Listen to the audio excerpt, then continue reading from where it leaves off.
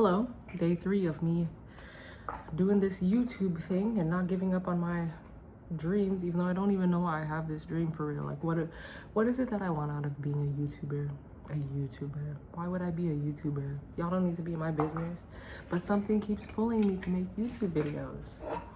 I'll explore that later. Point is, today's video is during the day. You can actually see my face. I'm not in a robe. My ex told me I should never be seen in a bonnet. Should I be seen in a robe? Also, should I be seen in a bonnet? Also, who cares about his opinion? He's obsessed with everyone's opinion of him. So, hence why he's so worried about optics, like your bonnet. But, you know, most black women would agree, don't go outside in your bonnet. I'm not outside, I'm in my house, but I'm recording it. So what's the difference? Anyway, this is my second week working out without a personal trainer. I had hired an accountability buddy last week, and then this week he showed up an hour late, and I was like, you know what, brother, don't even worry about it. And he was like, well, I mean, I need to know if we still doing it. I'm like, my schedule is Monday, Wednesday, Friday mornings. Nothing about my schedule has changed. I don't know why you need to text me and confirm and then leave the house and then get here an hour late. I'm in the gym already. I'm gonna finish my workout without you. So anyway, works for me because this is forcing me to have the discipline to go to the gym by myself. I'm glad that my personal trainer before got me in the habit of being there even though I hate it, and now it's up to me to continue it for myself. I know it's necessary, so I'll keep doing it. And then I had therapy. I have therapy that is supposed to be like somatic experiencing focused. That's interesting. It's my second session. First session is like mostly consult intake vibes, but second session was today to process something that is going on in my relationships, like relationships not being romantic, just romantic, like friendships, too, where it's like, I'm feeling really rejected. I'm not feeling rejected, I'm being rejected. And I don't do well with that. And the fact that I don't do well with rejection is probably the reason, not probably, most of the reason that I haven't gone all in on my imposter syndrome coaching business.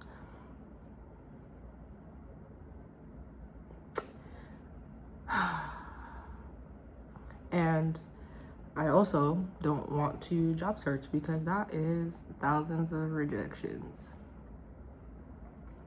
So realizing, oh, the emotional rejection I'm facing in my personal life makes me avoid any other unnecessary, or let me not say unnecessary, extra rejection on top of that, which is the reason that I'm avoiding my career and professional progress, because I refuse to be rejected. But rejection is a necessary part of making it advancement in either of those arenas, whether that be job searching or building out my business. So that was helpful for me to realize, like, oh, I just don't have the emotional capacity to deal with the brutal punching of my self-esteem through job applications or trying to sell myself or making content related to my career and business. So that was an interesting revelation, but bills still gotta get paid, so get over it, basically, is what it feels like.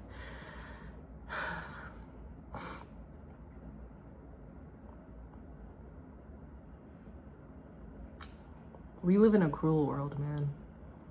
A cruel, cruel world. I just brushed my teeth, which is why it tastes like mint, and I'm like licking my lips, but you know, I had to give you fresh breath. I think we live in a cruel world, and obviously this is not what God has planned for us in terms of, oh, fuck your feelings, get up, make money.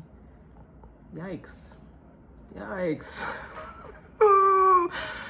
No. But this is the world I live in. I prayed yesterday and I was like, my brother in Christ. I mean, my father, really. My father in Christ. Aw.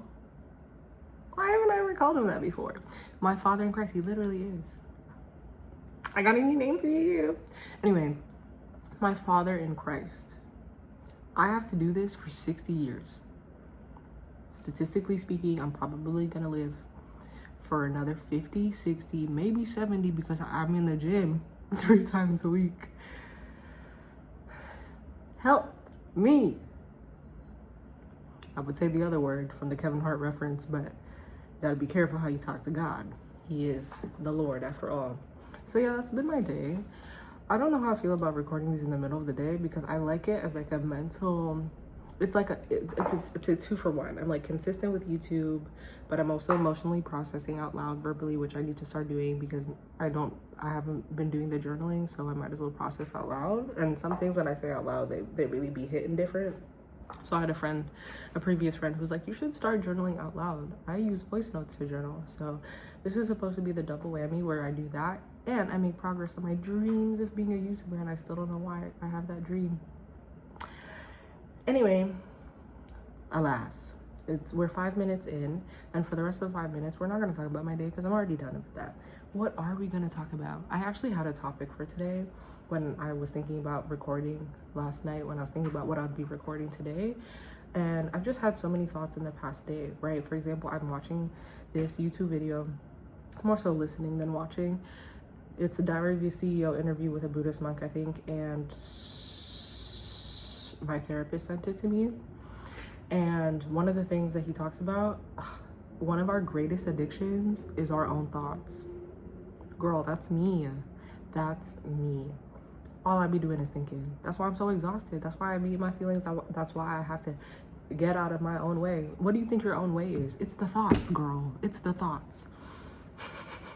So, yeah, the addiction to our own thoughts and learning how to observe our thoughts rather than become our thoughts or immediately obey our thoughts, not being a slave to our thoughts. I'm very careful about the word slave because it's so attached to Black history, but slave was a word that existed way before American chattel slavery of Africans. So yeah, being a slave to our own thoughts. Part 1. Part 2, I am in communication with a guy I used to have a situationship with. He is an artist, and I'm encouraging him to make more art. In general, no, I do not talk to my exes, but in this situation, we ended on terms of like, oh, we're not aligned. Not he did something so brutal to me that I can't forgive him or look past it, which is what happened with the rest of the relationships. So anyway, we're in communication. Not that you asked, but I feel like I always have to defend myself about my own behavior, especially on the internet. So been messaging him about the fact that he should just put his art out there and fuck what people think about it, because the whole point of art isn't to optimize for what people think. The point of art is to express yourself, and as long as you've expressed yourself, you have accomplished your job. Same thing with dance, same thing with other categories of life. Writing poetry is what I do. The point was to express yourself. How people feel about that expression, whether positive or negative, is not really the point. You can enjoy that, but it's not the point. It's a side effect, not the main event.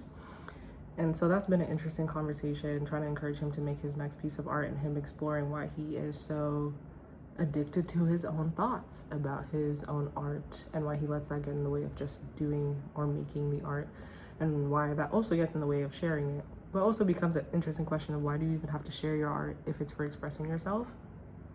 The reason I choose to share my art, if it's just for expressing myself, is because I do actually also want the feedback, and it could help someone else. I write poetry. Poetry can affect someone else. It's about my personal experiences, and my experiences being shared with other people can help them realize that they're not alone, can help put words to things that they didn't realize other people were experiencing, and can also just be a form of solidarity. So that's why I put my poetry out. I don't really care about putting my visual art out there as much, because I mean, technically it does the same thing. It like resonates with people and makes them feel a way, blah, blah, blah, blah, blah. But that doesn't seem as straightforward as like sharing your literal experience through here, recording on a YouTube video, or describing your experiences through poetry.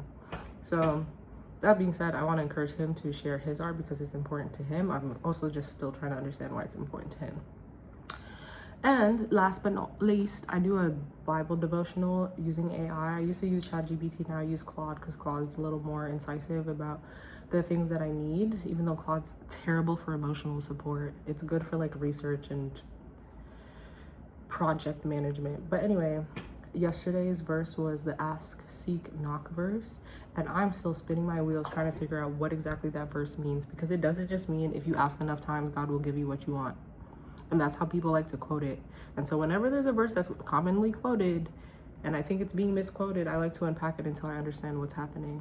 So yeah, still trying to figure out what's happening there. If you have thoughts on Ask Seek Knock, let me know in the comments below, which is hilarious because no one's watching this.